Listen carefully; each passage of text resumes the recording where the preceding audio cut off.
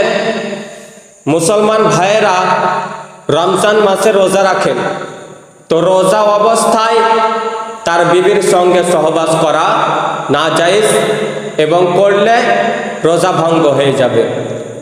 তো আমি বলতে চাই, অনেক ব্যক্তি এটা মনে করেন যে রমজান মাসের রাতেও যদি সহবাস করা হয় তাহলে সেটি নাজায়েজ, করা যাবে না।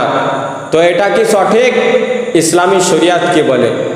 আর এই সম্পর্কে আল্লাহ তাবারক ওয়া তাআলা কোরআনের আয়াতই নাযিল করে দিলেন যে রমজান মাসের রাতে তোমাদের জন্য তোমাদের বিবির কাছে যাওয়াকে হালাল করা হয়েছে।